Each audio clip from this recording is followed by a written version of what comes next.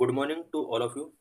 This is today's the Hindu newspaper analysis session in which we will discuss all the issues and events which have national and international importance for UPSC, civil services and other state business examination. Today we will discuss mainly four issues. The first issue is the case for nature restoration law in India. In this article we will discuss about nature restoration law which is enacted by European Union. The second issue is an approaching milestone in constitutional governance. In this article, we will discuss about core constitutional values that have shaped the constitutional culture in India. And the third issue is related to shadow fleet. In this article, we will discuss about what is shadow fleet. And the fourth issue is World Lax on 2030 Nature Goals as COP16 talks begin. In this article, we will discuss about COP16 summit, which is ongoing in Colombia. So let's discuss all the issues in detail. The European Union enacted Nature Restoration Law, which aims to restore the health of Europe ecosystem. In this article, we will discuss what are various provisions of Nature Restoration Law. We will also discuss what is environmental degradation, which causes for biodiversity loss.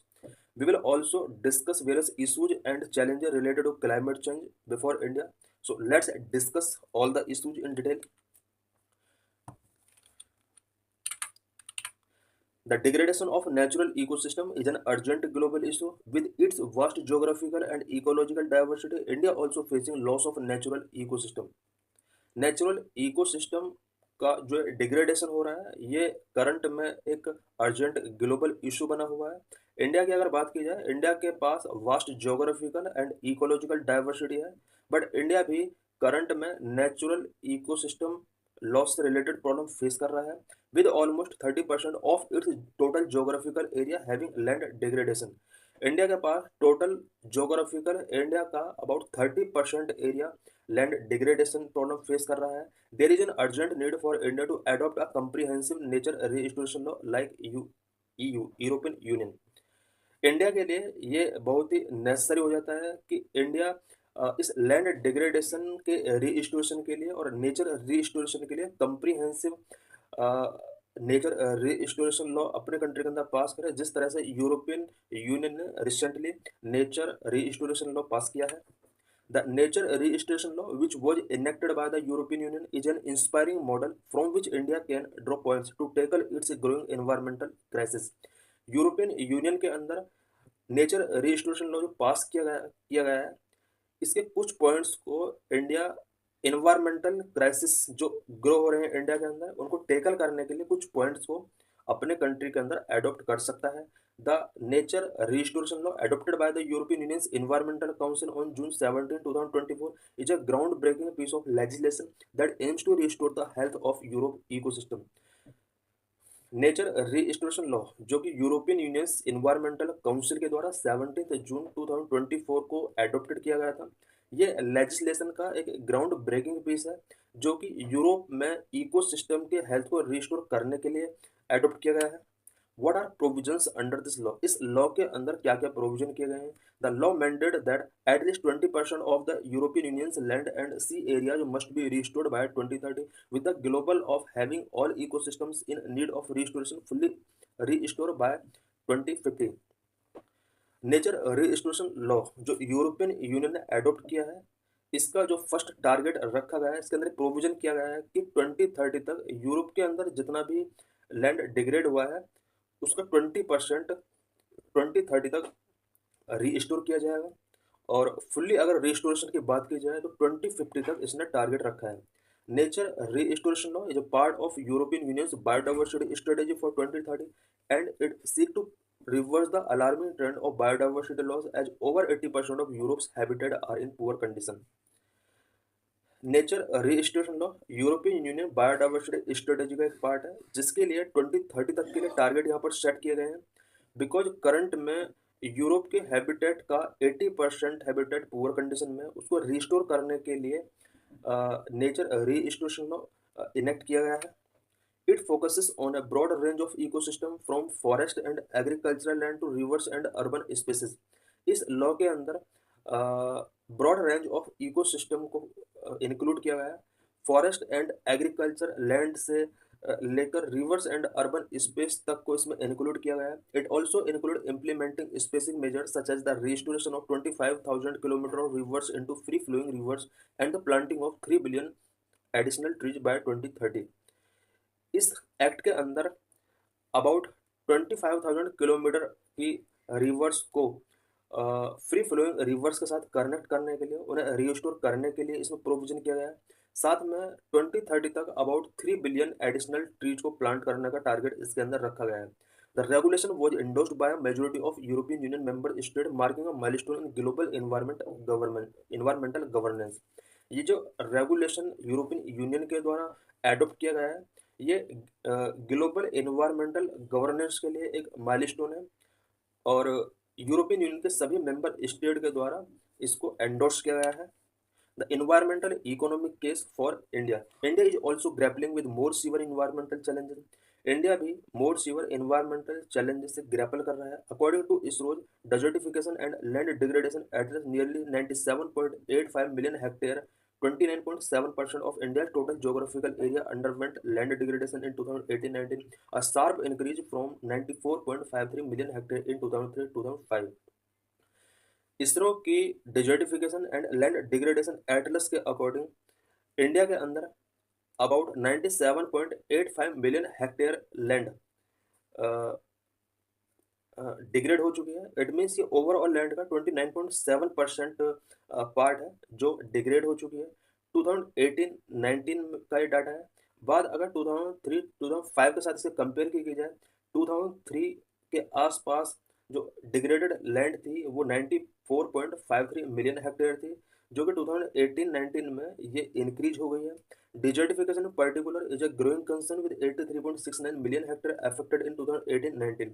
बाद अगर desertification की जाए, India के अंदर desertification भी continue increase हो रहा है। 2018-19 में 83.69 मिलियन हेक्टेयर लैंड डिजर्टिफाइड हो चुकी थी। The report highlighted that land degradation is prevalent in key states such as Gujarat, Karnataka, Maharashtra, and Rajasthan, which together form 23.79% of India's desertified land area। Land degradation सबसे ज़्यादा India के कुछ particular state के अंदर देखा जा रहा है, जिनमें गुजरात, कर्नाटक, महाराष्ट्र एंड राजस्थान आते हैं। इन स्टेट के अंदर ओवरऑल लैंड का अगर डेजर्टिफिकेशन परसेंटेज की बात की जाए, 23.79% एरिया में इन सभी स्टेट के अंदर डेजर्टिफिकेशन इंक्रीज हुआ है। India has already made considerable strides in addressing these issues through the। India ने इन सभी इश्यूज को एड्रेस करने के लिए कुछ कंसिडरेबल स्ट्रेस लिए हैं, such as successful implementation of green India mission. India ने green India mission successful implement किया है। नेक्स्ट, प्रधानमंत्री कृषि सिंचाई योजना। प्रधानमंत्री कृषि सिंचाई योजना लॉन्च की गई थी इंडिया के अंदर। Integrated watershed management programme India के अंदर लॉन्च किया गया था। और इंडिया का जो इंटीग्रेटेड वाटरशेड मैनेजमेंट प्रोग्राम है, ये वर्ल्ड का सेकंड लार्जेस्ट वाटरशेड प्रोग्राम रहा है।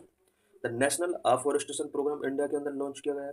However the scale of the problem demand a more comprehensive approach, because India के अंदर प्रॉब्लम का जो स्केल है वो काफ़ी बड़ा है और इसलिए इम्पोर्टेंट हो जाता है कि कम्प्रिहेंसिव अप्रोच के साथ इस प्रॉब्लम को सॉल्व किया जाए। Just as the European Union's nature restoration law set legally binding target for ecosystem restoration, India needs such a nature restoration law that mandate the restoration of its degraded landscape, ensuring the long-term sustainability of the ecosystem। जिस तरह से European union ने nature restoration law enact किया है और ये legally binding target इसके अंदर रखे गए हैं इकोसिस्टम रिस्टोरेशन के लिए, इसमें लीगली बाइंडिंग टारगेट रखे गए हैं। इंडिया के लिए भी बहुत नेसेसरी है कि what a law in India could look like. India के अंदर किस तरह का लॉ होना चाहिए।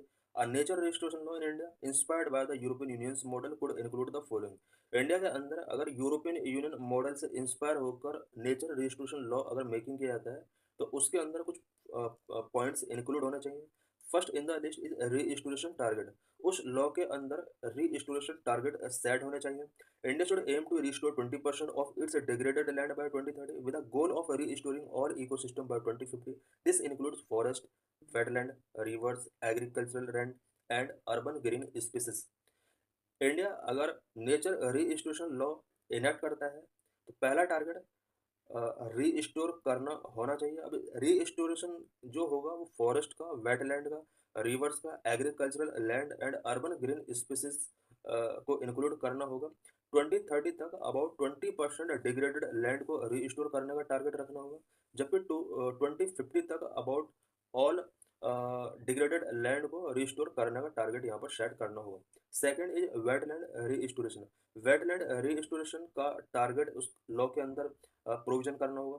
इन India critical wetland such as the Sundarban and Chilika lake support biodiversity and carbon sequestration. India के अंदर क्रिटिकल वेटलैंड जैसे सुंदरबन एंड चिलिका लेक है, ये बायोडाइवर्सिटी को सपोर्ट करते हैं और कार्बन सिक्वेस्ट्रेशन में एक इम्पोर्टेंट रोल प्ले करते हैं। A law को target restoring 30% of degraded wetland by 2030। जितना भी वेटलैंड डिग्रेड हुआ है उसका 30% तक रिस्टोर करने के लिए 2030 तक का टारगेट रखना होगा। Third is biodiversity in agriculture. Agriculture dominate India landscape, promoting afforestation and sustainable practices could restore farmland. Indicators such as the butterfly and bird index used in the European Union could track progress. Because India का agriculture India के landscape को dominate करता है, अफॉरेस्ट्री को promote करके sustainable development, sustainable practice agriculture के अंदर promote करके फार्म लैंड को रीस्टोर किया जा सकता है। यूरोपियन यूनियन ने जिस तरह से ट्रैकिंग प्रोग्रेस को ट्रैकिंग करने के लिए बटरफ्लाई एंड बर्ड इंडेक्स को एक इंडिकेटर के रूप में यूज किया है, तो इंडिया को भी कुछ इसी तरह से लॉ के अंदर प्रोविजन करने होंगे। Fourth is river restoration. India could focus on restoring free flowing rivers beginning with major rivers such as Ganga and Yamuna, addressing pollution and obstructions. India को रिवर्स का रीस्टोरेशन करने के लिए टारगेट रखना होगा। फ्री फ्लोइंग रिवर्स को major river such as Ganga and Yamuna के साथ कनेक्ट करने के लिए यहाँ पर प्रोविजन करने होंगे। जो रिवर खत्म हो चुकी हैं उनको रीस्टोर करने के लिए टारगेट रखने होंगे। Fifth is urban green spaces. To combat urban degradation India should ensure no net loss of green spaces, promoting urban forest in cities such as Bengaluru and Delhi which face heat island and declining air quality. Bengaluru और दिल्ली जिनको heat island के तौर पर जाना जाता है और यहाँ का एयर क्वालिटी इंडेक्स बहुत ही पुअर हो चुका है, इस तरह के वेरियस सिटीज के अंदर अर्बन डिग्रेडेशन से कॉम्बैट करने के लिए इंडिया को ग्रीन स्पेसेस को स्प्रेड करना होगा और अर्बन सिटीज के अंदर फॉरेस्ट को एक्सपेंड करना होगा। इससे रिलेटेड प्रोविजंस न्यू लॉ के अंडर इंडिया को करना चाहिए। Economic and social benefit of nature restoration. India अगर नेचर रिस्टोरेशन कर लेता है या नेचर रिस्टोरेशन के लिए कोई एक्ट बना लेता है तो उसके सोशल एंड इकोनॉमिक बेनिफिट्स क्या क्या हो सकते हैं इंडिया के पास। The benefits of such a law would extend beyond environmental restoration. अगर इस तरह का कोई लॉ बनाया जाता है तो इससे सिर्फ एनवायरमेंटल रिस्टोरेशन नहीं होगा बल्कि इससे वेरियस बेनिफिट्स मिल सकते हैं। Number one, economic benefit. According to the World Economic Forum, nature restoration could globally generate economic return of up to $10 trillion annually by 2030। अगर इस तरह के लॉ इनेक्ट किए जाते हैं तो नेचर रिस्टोरेशन के थ्रू 2030 तक एनुअली $10 ट्रिलियन तक का इकोनॉमिक रिटर्न ग्लोबली जनरेट किया सकता है। वर्ल्ड इकोनॉमिक फोरम की ये एक एस्टिमेशन है। Number two, social benefit. In India restore degraded land would enhance agricultural productivity, improve water security and create millions of job particularly in rural areas.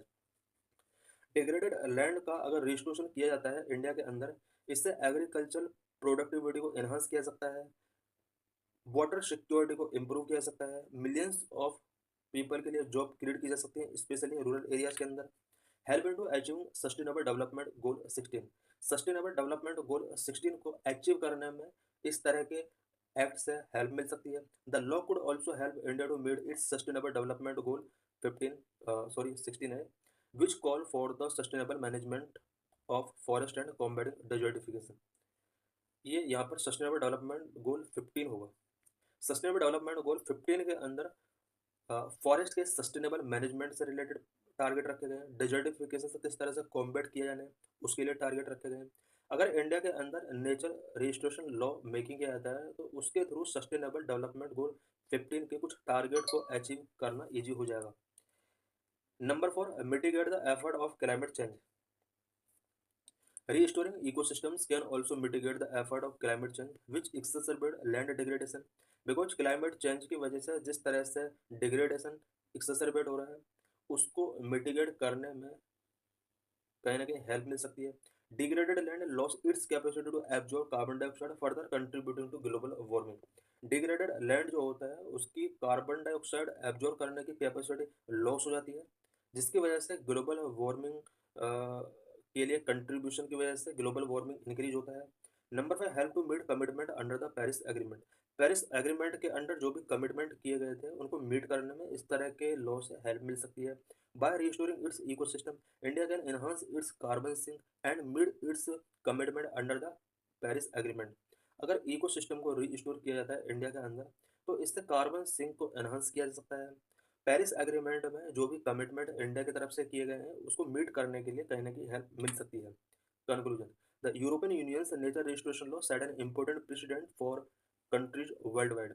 European union का nature restoration law जो है ये पूरे world के अंदर countries के लिए एक इम्पोर्टेंट प्रेसिडेंट के तौर पर सेट हो सकता है. इट मीन्स अदर कंट्रीज भी इसको इस मॉडल को अप्लाई कर सकते हैं, जिससे कि पूरे वर्ल्ड लेवल पर नेचर का रिस्टोरेशन किया जा सकता है.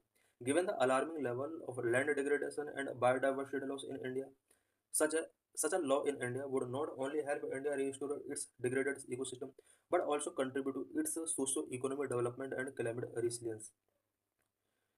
इंडिया के अंदर biodiversity loss and land degradation alarming level पर चल रहे हैं.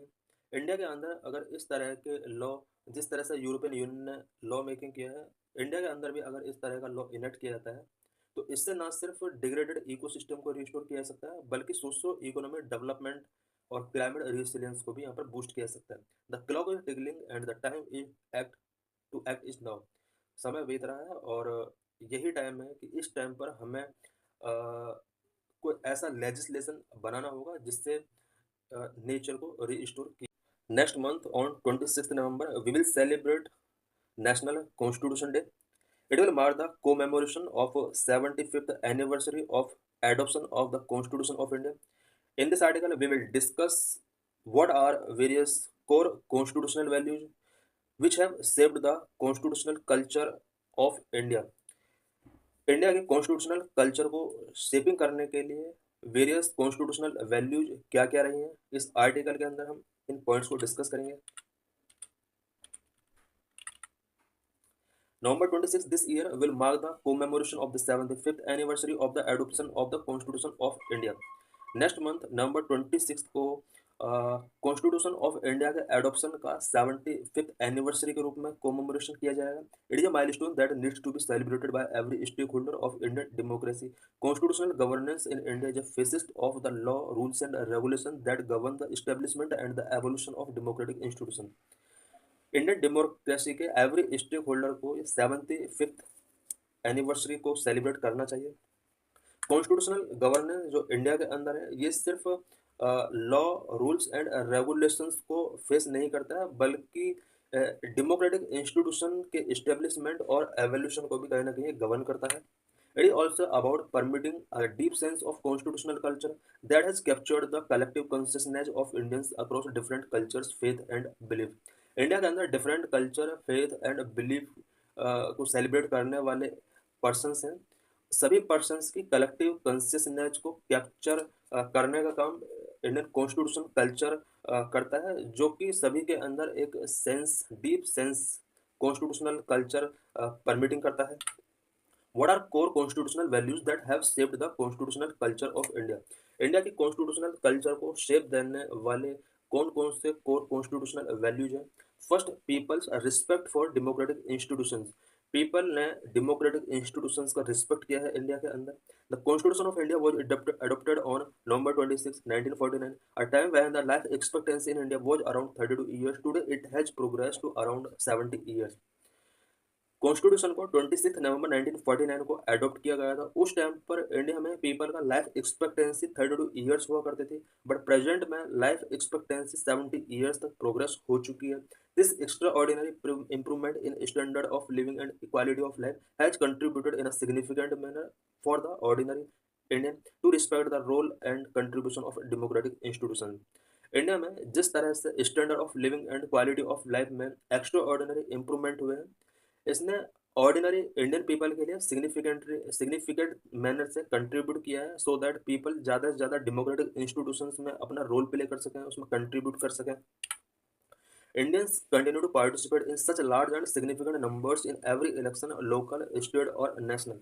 इंडिया में लोकल लेवल पर, स्टेट लेवल पर या नेशनल लेवल पर जो सिग्निफिकेंट नंबर ऑफ इलेक्शंस होते हैं, इंडियन पीपल पार्टिसिपेट करते हैं। Since the first election in 1951-52 we have consistently witnessed nearly 60% of Indians participating in election, including in the 2024 general election where there was a 65.79% voter turnout।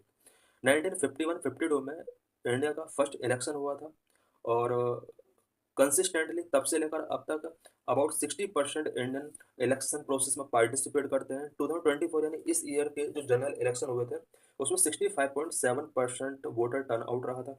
The respect for democracy and faith in democratic institution in India is a core constitutional value.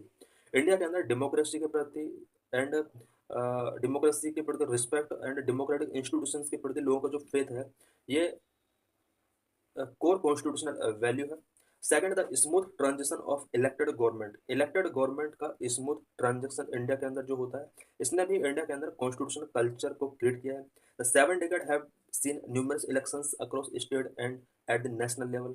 लगभग 7 decade हो चुके हैं हमारी आज़ादी को, but various state and national level पर हमने बहुत सारे इलेक्शंस देखे हैं। सभी इलेक्शंस में इलेक्टेड गवर्नमेंट ने स्मूथली तरीके से ट्रांजिशन किया है। अदर कंट्रीज का अगर कंपेयर किया जाए, जैसे बांग्लादेश, पाकिस्तान, श्रीलंका, मालदीव, यहाँ पर स्मूथ तरीके से गवर्नमेंट का ट्रांजिशन नहीं होता है, बट इंडिया के अंदर जो पार्टी लॉस कर जाती है वो स्मूथ तरीके से अपने आप को डिफीट डिक्लेयर कर देती है। India has seen elected representatives representing different political parties with varying degree of strength and presence within a state and or at a pan-Indian level. We have also seen political leaders of different ideological persuasions winning elections and holding positions of power and responsibility in the state and the center। India में जितने भी elected representative होते हैं, वो different political parties worrying degree of strength and presence को show करते हैं state के अंदर या पैन इंडिया लेवल पर। पॉलिटिकल लीडर्स की जो आइडियोलॉजी होती है वो डिफरेंट होती है, हर पॉलिटिकल पार्टी की अपनी एक आइडियोलॉजी होती है। अगर कोई भी पॉलिटिकल लीडर विनिंग कर जाता है, तो उसकी जो रिस्पॉन्सिबिलिटी एंड पावर होती है उसकी फिक्स होती हैं, और वो विदाउट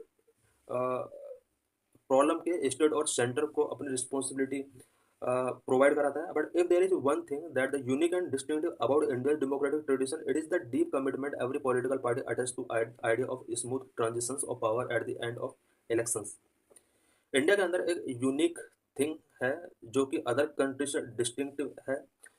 इंडिया के डेमोक्रेटिक ट्रेडिशंस में अगर कोई पॉलिटिकल पार्टी इलेक्शंस में अपने आप को डिफीट कर देती है, तो स्मूथली तरीके से पावर का ट्रांजिशन हो जाता है इंडिया के अंदर। बट अदर कुछ कंट्रीज में रिसेंटली हमने देखा कि पावर ट्रांजिशन में बहुत सारी प्रॉब्लम्स फेस करनी होती हैं। The people of India have imbibed this core constitutional value of participating in elections and enabling the smooth transition of power from one government to another। India के people इस core constitutional value में अब participate करते हैं, जितने भी elections होते हैं अपना वोट देते हैं, और गवर्नमेंट भी किसी एक पार्टी की है आज, तो कल किसी दूसरी पार्टी की हो सकती है। ट्रांजिशन जो होता है, ट्रांजिशन वो स्मूथ तरीके से हो जाता है। Third, protecting the right and freedoms through courts. The constitution is very forthright in recognising fundamental right and courts which are institutions creates under the constitution to protect the rights of the people. India के अंदर people के right को protect करने के लिए constitution में court institutions को create किया गया है, और उनके अंदर जो स्पेशल फंडामेंटल राइट का प्रोविजन किया गया है वो बहुत इंपॉर्टेंट हो जाता है। Rights and freedoms are paramount is a core constitutional value that has only been strengthen over the years. Fundamental right के अंदर जो राइट्स एंड फ्रीडम्स दी गई हैं, ये पैरामाउंट है और कोर कॉन्स्टिट्यूशनल वैल्यू को ये शो करते हैं। Fourth, federalism as the facets of constitutional governance. Constitutional governance के अंदर जो फेडरलिज्म का प्रोविजन किया गया है, ये इंडियन कॉन्स्टिट्यूशनल कल्चर को कहीं ना कहीं बूस्ट करता है। The framers of the constitution were mindful of the extraordinary diversity of the country, including its linguistic diversity and other form of plurality deeply embedded in our civic and political culture। Civil and political culture में बहुत ज़्यादा pluralism देखने को मिलता है India के अंदर, और इंडिया के अंदर एक्स्ट्रा ऑर्डिनरी डाइवर्सिटी है। कॉन्स्टिट्यूशन फ्रेमवर्क्स ने इस चीज़ को ध्यान में रखते हुए कॉन्स्टिट्यूशन के अंदर कुछ इस तरह के प्रोविजन किए कि सेंट्रल गवर्नमेंट, स्टेट गवर्नमेंट और लोकल गवर्नमेंट कोऑपरेशन के साथ वर्क कर सकें। Over the last 7 decades the idea of federalism has further depend at least 2 levels। Last 7 decade की अगर बात की जाए तो इंडिया में फेडरलिज्म का जो आइडिया रहा है उसने 2 लेवल पर अपने आप को डीप किया है। First, the rise of state level political parties across India and their own contribution to the development of national political consciousness। This has on several occasions led to strong state parties contributing to the development of coalition government in the state and at the center। सबसे पहले state level political parties का यहाँ पर हमने rise देखा last 7 decade के अंदर, जिसकी वजह से स्टेट के अंदर नेशनल पॉलिटिकल लेवल पर और स्टेट लेवल पर कई बार हमने कोalition गवर्नमेंट का फॉर्मेशन देखा है। Second, the idea of federalism has also lead to the passing of the 73rd and 74th constitutional amendment which lead to the establishment of Panchayati Raj institution and nagar पालिका।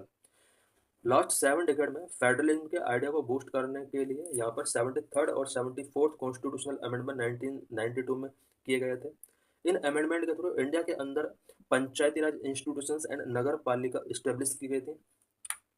Fifth, the role of the media and civil society in instilling faith in democracy.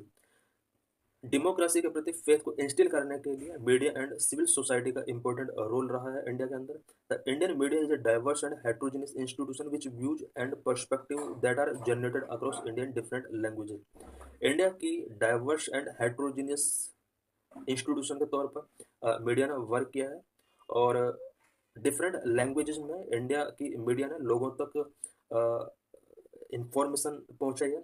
Further, the transition of print media to broadcast and further innovations in media and technology have democratized access to information and indeed the role of media।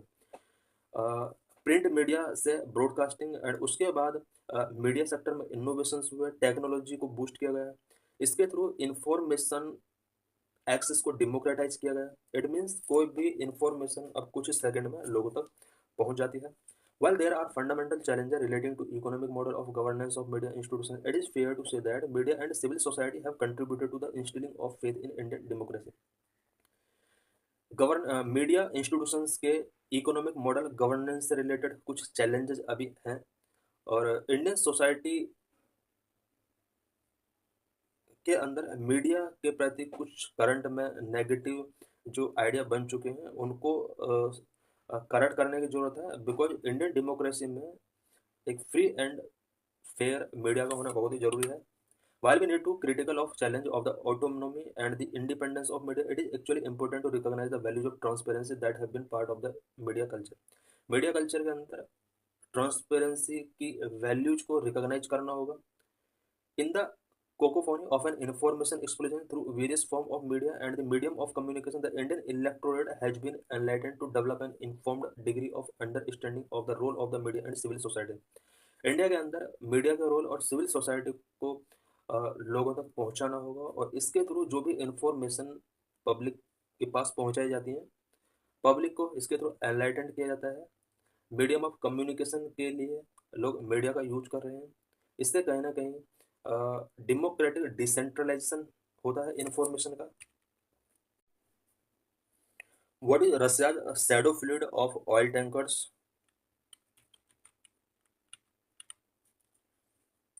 While covering the Russia-Ukraine conflict, many Western media outlets have used the term shadow fleet to describe tanker ships that carry Russian crude oil or oil product to other countries। Russia Ukraine conflict को covering के time पर कुछ western media outlet ने shadow fleet term का use किया था, और ये जो टर्म यूज किया गया था ये कुछ टैंकर शिप्स के लिए यूज किया गया था जो कि रशियन क्रूड ऑयल को अदर कंट्रीज तक पहुंचाने का काम कर रहे थे। उन क्रूड टैंकर शिप्स को इन्होंने शैडो फ्लीट कहा था। The term show up images of pirate like vessels and phantom owners trading in illegal contraband substances. ये टर्म है कहीं ना कहीं पायरेट लाइक वेजल्स को की इमेज को शो करता है।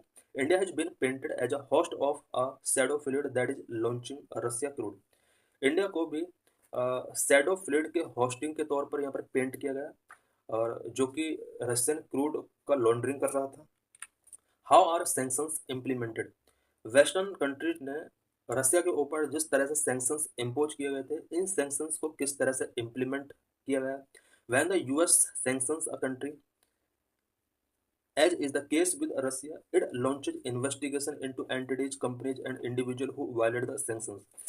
यूएस ने जिस तरह से रसिया के ऊपर कुछ सैंक्शंस इम्पोज किए थे, इन सैंक्शंस के इन्वेस्टिगेशन के लिए various entities, companies and individual का इन्वेस्टिगेशन किया गया। इन्वेस्टिगेशन इसलिए किया गया कि कहीं इन सैंक्शंस का वायलेशन तो नहीं हो रहा है। Their assets in the US are seized, bank accounts accessible to the western banking system are frozen and sometimes criminal prosecutions are launched against them. अगर कोई कंट्री इन सैंक्शंस का वायलेशन करता है तो यूएस के अंदर उसका जितना भी एसेट्स है उसको सीज कर दिया जाएगा, और वेस्टर्न बैंकिंग सिस्टम के अंदर बैंक अकाउंट में जितना भी फंड है उसको फ्रीज कर दिया जाएगा। कभी कभी क्रिमिनल प्रोसिक्यूशंस भी इन कंट्रीज के अगेंस्ट लॉन्च कर दिए जाते हैं। US sanctions against Russian oil mandate that Russian can only sell its crude oil at $60 a barrel, current market price are at least $15 more. Russia ने रसिया के ऊपर जिस तरह से यूएस का सैंक्शंस इम्पोज किया गया था, इसके अंडर रसिया ने ये मैंडेट कर दिया कि रसिया अब $60 पर बैरल के हिसाब से क्रूड ऑयल सेल कर सकता है। करंट में इसका जो प्राइस है वो $15 और मोर पर बैरल का यहाँ पर ये कॉस्ट है। This is to ensure Russia does not profit much from oil sales and use that to fund its war effort in Ukraine. ये इसलिए किया गया है ताकि रसिया यूक्रेन के अगेंस्ट जो वॉर चल रहा है उसके लिए फंडिंग को जनरेट ना कर पाए। What is structure of global shipping. Current में ग्लोबल शिपिंग का स्ट्रक्चर क्या है। The global shipping industry is highly diversified. Global shipping industry highly diversified रही है। Greek owns 20% of the global merchant shipping fleet, with China now crossing Japan to become the second leading nation in terms of merchant shipping fleet ownership. Current में merchant shipping fleet का अगर देखा जाए तो सबसे ज़्यादा यानी 20% ग्रीक के अंडर में है। चाइना ने करंट में जापान को क्रॉसिंग कर सेकंड प्लेस गेट किया है मर्चेंट शिपिंग फ्लीट ओनरशिप के मामले में। Most ships are build and repaired in China, Japan and South Korea. Merchant shipping build की अगर बात की जाए तो सबसे ज़्यादा China, Japan and South Korea के अंदर ही बिल्ड किए जाते हैं। Marine insurance, ship finance as well as global shipping regulations revolve around the UK and rest of Europe. बात अगर marine insurance, ship finance, global shipping regulations की जाए तो ये यूके एंड यूरोप कंट्रीज के चारों तरफ इवॉल्व हो रहे हैं। What is accusation against India. India के अगेंस्ट क्या एक्यूजेशन लगाए गए हैं। Soon after sanction enforcement many Russian ships struck alliances with Indian firm. US ने रसिया पर जब से सैंक्शंस इम्पोज किए हैं उसके तुरंत बाद कुछ रशियन शिप्स इंडियन फर्म्स के साथ अलायंस इन्होंने स्ट्रक किया है। मैंने switched their base to Dubai where Indians have a presence in shipping, because India का शिपिंग में दुबई के अंदर प्रेजेंस है। वेरियस रशियन शिप्स ने यहाँ पर अपना बेस बनाना शुरू कर दिया, बिकॉज इंडिया कंटिन्यू रसिया से क्रूड ऑयल बाय करता रहा। The Indian register of shipping, a classification society, did see an increase in the ships. It was certifying bolstering charges of Indian involvement in shadow fleet, because Russian ships ने जिस तरह से Indian firm के साथ Dubai में alliance start कर दिए, इससे वेस्टर्न कंट्रीज के अंदर ये मैसेज गया कि कहीं इंडिया शैडो फ्लीट्स में इन्वॉल्व तो नहीं हो रहा है, और इस तरह से इंडिया के ऊपर शैडो फ्लीट इन्वॉल्वमेंट के एक्यूजेशन लगाए जाते हैं। 16th UN Biodiversity Conference, which is also known as COP16, is held in Colombia. It is ongoing from 21 October to 1 November 2024. In this article, we will discuss about what is the importance of COP16 and what is biodiversity conservation. So let's discuss the issue. What is UN Biodiversity Conference COP16? We have most likely heard of the climate COP this year. COP29 will take place in Baku, Azerbaijan. It brings together world leaders seeking solutions to the global climate crisis. हमने कोप climate कोप के बारे में पहले से ही सुन रखा है। COP29 का इस ईयर का जो समिट होना है वो अजरबैजान के अंदर होना है, और ग्लोबल क्लाइमेट क्राइसिस के लिए सॉल्यूशन सीकिंग करने के लिए वर्ल्ड के ज़्यादातर लीडर्स को यहाँ पर इकट्ठा होना है। But with this in parallel, there is another COP focusing especially on saving nature. It is known as the UN Biodiversity Conference. But COP के साथ साथ क्लाइमेट कोप के साथ साथ एक अनोदर कोप जिसको यूएन बायोडाइवर्सिटी कॉन्फ्रेंस के नाम से जाना जाता है, ये भी नेचर को सेविंग करने के लिए कुछ इनिशिएटिव्स लेता है. This COP 16 take place from 21 October to 1 November in Cali Colombia following 22 COP 15 in Montreal Canada. COP 16 जो ये होने वाला है, जो चल रहा है करंट में, ऑनगोइंग है. 21 अक्टूबर से स्टार्ट हो चुका था और ये कंटिन्यू 1 नवंबर तक कंटिन्यू चलेगा. कोलंबिया के अंदर ये कॉन्फ्रेंस हो रहा है. लास्ट टाइम कोप 15 की अगर बात की जाए, कोप 15 2022 में मॉन्ट्रियल कनाडा के अंडर इसका समिट हुआ था और ये एवरी 2 ईयर पर इसका समिट होता है. The 16th UN Biodiversity Conference will convene governments from around the world to take the progress being made through a set of goals, discuss the issues related to reverse biodiversity loss over the next decade and beyond through the Convention of Biological Diversity. 16th UN Biodiversity Conference जो हो रहा है, ये world के various countries से leaders को कॉन्विन करेगा और लास्ट टाइम जो भी गोल सेट किए गए थे उसमें उसका कितना प्रोग्रेस हुआ उससे रिलेटेड कुछ डिबेट और डिस्कशन से evaluation 16th UN biodiversity conference के अंदर किया जाएगा. बायोडाइवर्सिटी लॉस से रिलेटेड कुछ इश्यूज इसमें डिस्कस किए जाएंगे. What is CBD? CBD means convention on biological diversity. The Convention on Biological Diversity was signed in Rio de Janeiro in 1992 and entered into force on 29 December 1993. Conference on biological diversity Rio de Janeiro के अंदर 1992 का जो summit हुआ था उस time पर इसको sign किया गया था और 1993 से इसको स्टार्ट कर दिया गया था. The governing body meets every 2 years to review what has been achieved and what still needs to be done to protect biodiversity around the world. इसकी गवर्निंग बॉडी एवरी 2 years में इसका मीटिंग होता है और हर एक मीटिंग में around the world biodiversity को protect करने के लिए इसका कितना अचीवमेंट रहा है और कितना अभी बाकी है, इससे रिलेटेड रिव्यू किया जाता है. Conference of biological diversity is an international legally binding treaty which commits governments worldwide to safeguard biodiversity.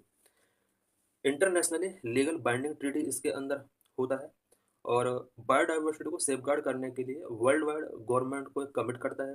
It covers all life on earth ecosystem, plants, animal, fungi and microorganism and focus on achieving sustainable development that is human progress without threatening biodiversity. CBD earth के all life को cover करता है, ecosystem, plant, animal, fungi and microorganism सभी को ये focus करता है और साथ में सस्टेनेबल डेवलपमेंट को अचीव करने के लिए फोकस करता है. सस्टेनेबल डेवलपमेंट का एक ऐसा टाइप है जिसमें ह्यूमन के प्रोग्रेस को विदाउट बायोडाइवर्सिटी थ्रेटनिंग के बूस्ट किया जाता है. इट मीन्स यहाँ पर अगर प्रोग्रेस करना होता है तो बायोडाइवर्सिटी के प्रोटेक्शन का ध्यान रखना होता है. What will happen at COP16? COP16 will see world leaders gather to assess the progress made by towards the agreement of COP15, the coming Montreal Global Biodiversity Framework. Kunming Montreal global biodiversity framework को 15 के अंदर जो agreement किए गए थे उस agreement के targets का असेसमेंट एंड प्रोग्रेस किया जाएगा कोप 16 के अंदर. This agreement aims to set a global strategy for conserving and sustainably drawing on the world's biological diversity. World's biological diversity को किस तरह से कंजर्व किया जाएगा, सस्टेनेबल किस तरह से इनको इंश्योर किया जाता है सस्टेनेबिलिटी, इससे रिलेटेड कुछ एग्रीमेंट भी कोप 16 के अंदर किए जाएंगे. Why is COP16 important? COP16 क्यों important है? Currently, the climate crisis is becoming a reason for biodiversity crisis. Current में क्लाइमेट क्राइसिस बायोडाइवर्सिटी क्राइसिस का रीजन बन रहा है. Over a million plant and animal species are on brink of extinction. Current में 1 million से ज़्यादा plant and animal की species extinction के ब्रिंक पर हैं. WWF latest living planet report found that wildlife has dropped by 73% in 50 years. WWF की latest living planet report के according last 50 years में अबाउट 73% वाइल्ड लाइफ ड्रॉप हो चुके हैं. If you fail to stop the biodiversity crisis it will have serious consequences for our global system with a likely breakdown of nature's ability to provide clean air and water, food, medicine and material which are vital for human survival. अगर हमने biodiversity crisis को stop नहीं किया तो इससे global system के लिए serious consequences हो सकते हैं. और वाटर की जो एबिलिटी है क्लीन एयर या नेचर की जो एबिलिटी है क्लीन एयर प्रोवाइड कराने की, वाटर प्रोवाइड कराने की, food, medicine and material provide करने की, ये कहीं ना कहीं ब्रेक डाउन हो सकता है और ह्यूमन सर्वाइवल के लिए बहुत सारी प्रॉब्लम्स यहाँ पर क्रिएट हो सकती हैं. This is why COP 16 is so important because it has the potential to help reverse this alarming trend but only if coordinated global action is taken now.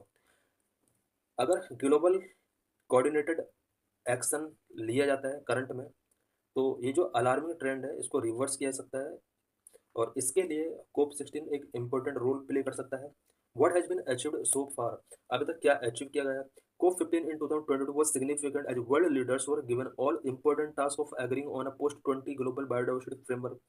20 के बाद ग्लोबल बायोडाइवर्सिटी फ्रेमवर्क के जो भी agreement किए गए हैं उनके लिए कुछ इम्पोर्टेंट टास्क वर्ल्ड के इम्पोर्टेंट लीडर्स को दिए गए हैं. इस वजह से कोप 15 2022 का इम्पोर्टेंट हो जाता है बिकॉज कोप 15 जो हुआ था 2022 में हुआ था, 20 से लेकर 30 तक के लिए बहुत सारे टारगेट सेट किए गए थे और इन टारगेट को तो सभी लीडर्स को अचीव करना होता है. GBF is a strategic plan getting global goals and target and detailing steps to taken for people to live in harmony with nature up to the year 2030 and set in motion an ambitious 2050 vision. GBF global biodiversity framework ये एक strategic plan है जिसके अंदर global goals and target set होते हैं और 2030 तक people को किस तरह से हारमोनी के साथ नेचर के साथ हारमोनी मेकिंग करते हुए रहना है, इससे रिलेटेड कुछ यहाँ पर स्टेप्स भी इसके अंदर इंक्लूड किए गए हैं. At the end of COP 15 the Kunming Montreal global biodiversity was adopted. COP 15 का जो ये कॉन्फ्रेंस हुआ था इसके बाद Kunming Montreal global biodiversity framework adopt किया गया. Prior to this GBF, the Strategic Plan for Biodiversity 2011-2020 was a framework that outlined a key set of objectives and target to stop biodiversity loss by 2020. GBF से पहले strategic plan for biodiversity 2011 to 20 था जिसके अंदर biodiversity loss को stop करने के लिए कुछ ऑब्जेक्टिव एंड टारगेट सेट किए गए थे और ये जो ऑब्जेक्टिव और टारगेट सेट किए गए थे 2020 तक के लिए किए गए थे. The plan was made up of target known as Aichi target which included. इस प्लान के अंदर जो टारगेट रखे गए थे इट मीन्स 2011 से 20 तक के लिए जो टारगेट रखे गए थे उन्हें अक्साई टारगेट के नाम से जाना गया. इसके अंदर कुछ प्रोविजंस किए गए थे. Raising awareness for the importance of biodiversity, biodiversity के इंपॉर्टेंस से रिलेटेड अवेयरनेस को रेज करना है. Reducing the rate of loss of natural habitat, natural habitat का जो लॉस हो रहा है उसके रेट को रिड्यूस करने का टारगेट इसमें रखा गया. Ensuring fish stock are manage sustainability, fish stock को मैनेज किया जाए सस्टेनेबल तरीके से. Protecting threaten species and resource important ecosystem, threaten species को किस तरह से प्रोटेक्ट करना है, इंपॉर्टेंट इकोसिस्टम को किस तरह से रिस्टोर करना है. अक्सर टारगेट के अंदर कुछ ये पॉइंट्स इंक्लूड किए गए थे. However according to the UN the world fail to fully achieve any of this target. United Nations के अकॉर्डिंग इनमें से किसी भी टारगेट को फुल्ली तरीके से अचीव नहीं किया सका. द अक्सर target were replaced by the GBF when it was adopted as COP 15. COP 15 में जब जीबीएफ को एडोप्ट किया गया था तो अक्सर टारगेट को इसके साथ रिप्लेस कर दिया गया था बिकॉज अक्सर टारगेट जो थे वो 2020 तक के लिए टारगेट रखे गए थे. इसके बाद GBF यहाँ पर 2030 तक के लिए यहाँ पर इस्टेब्लिश किया गया. But so far progress on implementing the GBF has been worryingly slow much as it had been with the अक्सर टारगेट. लेकिन GBF के जो टारगेट्स हैं इनको इम्प्लीमेंटेशन के लिए जो भी प्रोग्राम प्रोग्रेस किया जा रहा है उस वो जो प्रोग्रेस है वो बहुत ही स्लो है और ये कुछ इसी तरह से है जिस तरह से अक्सर टारगेट को अचीव करने के लिए बहुत ही स्लो प्रोसेस फॉलो किया गया था.